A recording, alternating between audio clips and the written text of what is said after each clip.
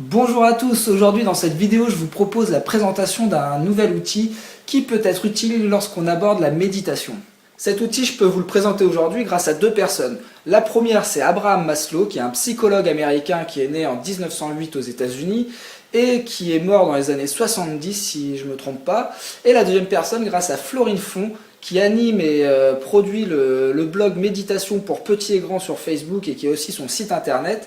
Et j'ai sollicité Florine justement pour co-construire cet outil-là, puisqu'on est toujours plus clairvoyant à plusieurs cerveaux pour réfléchir.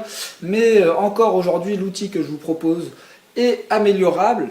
Et justement, cet outil-là, il n'est pas figé. Là, c'est le résultat d'une co-construction à deux, mais après, il est encore améliorable et vous allez pouvoir me faire des retours pour m'aider à compléter. Enfin, je vous expliquerai dans la suite de la vidéo.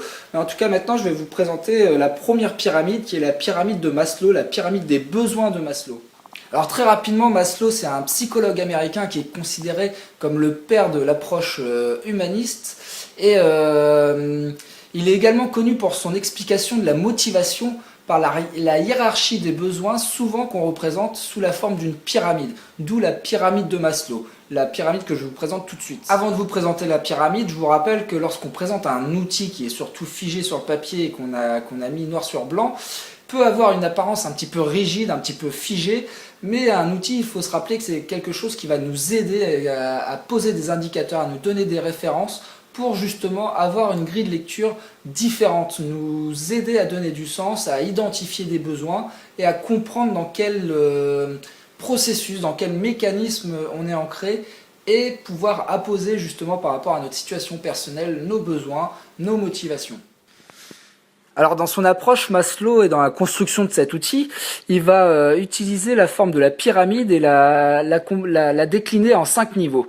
Le premier niveau, ça va être les besoins physiologiques, on va dire les besoins primaires, naturels de l'être humain, qui peuvent être déclinés comme la faim, la soif, la survie, la sexualité, le repos et l'habitat.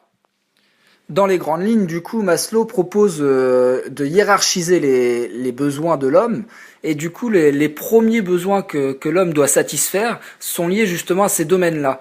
Si l'homme n'a pas comblé sa faim, sa soif, sa survie, et n'est pas garanti que sa survie peut être assurée, s'il n'est pas en train de satisfaire sa sexualité, son besoin de repos, et qu'il n'est pas à l'abri dans un habitat, à l'abri de la chaleur, à l'abri du froid ou même de la chaleur aussi. Mais du coup, ça c'est les premiers besoins que l'homme doit satisfaire avant de pouvoir commencer à penser à satisfaire les autres besoins. Évidemment, ce sont les grandes lignes de la théorie de Maslow, car ce n'est pas aussi figé que ça, je vous expliquerai un peu plus tard. Ensuite, selon lui, les deuxièmes catégories de besoins à satisfaire, c'est le besoin de sécurité. C'est se sentir en sécurité, pouvoir faire confiance, pour pouvoir évoluer sereinement et s'épanouir. Dans ce second niveau, on va pouvoir voir apparaître un peu l'idée de se sentir en sécurité. Ça, c'est notre environnement, justement. Alors, lorsqu'on est dans la société, par exemple, tout ce que la société met en place, et pour garantir justement notre sécurité. Il faut qu'on ait confiance en cette société pour garantir cette sécurité. De même que lorsqu'on est dans un groupe ou dans la famille ou quoi que ce soit, la motivation du groupe est aussi de trouver une certaine stabilité pour garantir la sécurité du maximum. D'où aussi le fait de pouvoir faire confiance au groupe pour pouvoir s'épanouir pleinement et satisfaire ses besoins de sécurité justement. Ensuite, dans ce troisième stade, on voit le besoin d'appartenance qui ramène au fait d'être aimé, écouté, compris, l'estime des autres, faire partie d'un groupe, avoir un statut. Ici, à ce niveau-là, l'individu il va chercher à combler ce besoin en s'intégrant dans des groupes, en trouvant des gens qui l'aiment, qui le respectent, qui le valorisent, qui reconnaissent justement ce qu'ils ont en commun et vont pouvoir apprécier ce qui peut apporter son rôle et sa fonction dans le groupe.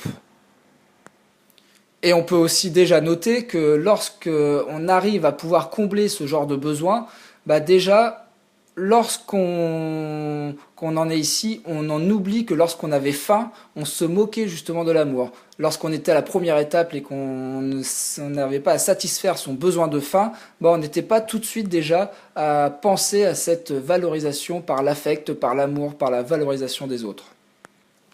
Le quatrième stade, la quatrième étape serait le besoin d'estime, ce qui nous renvoie au sentiment d'être utile et d'avoir de la valeur, conserver son identité. Lorsqu'on arrive déjà à, ce quatrième niveau, le besoin d'estime personnelle, on arrive dans des choses un peu plus complexes. Ce besoin, il est jamais comblé de manière définitive.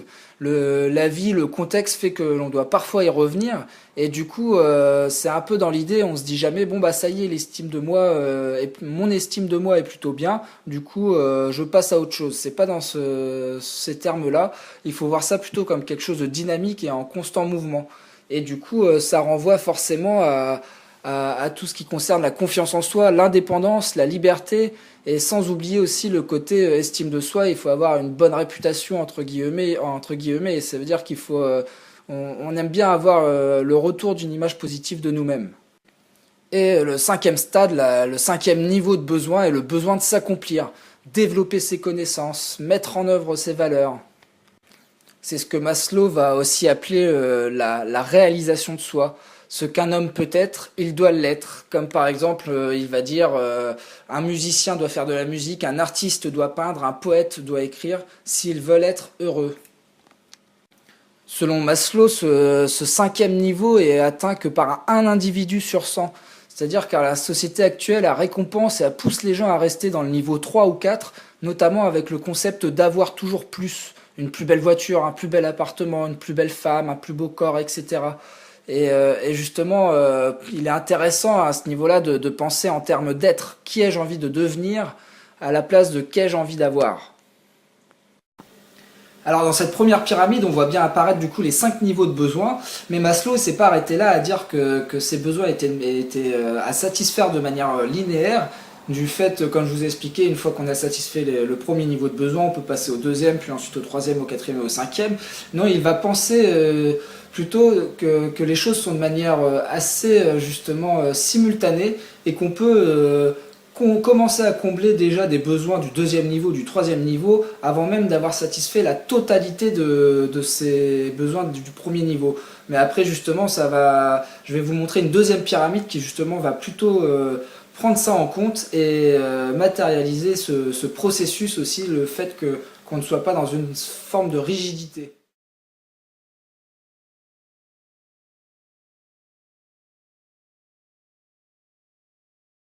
Alors maintenant, je vais vous présenter la deuxième pyramide, la pyramide de la méditation, ou plutôt des besoins liés à la méditation.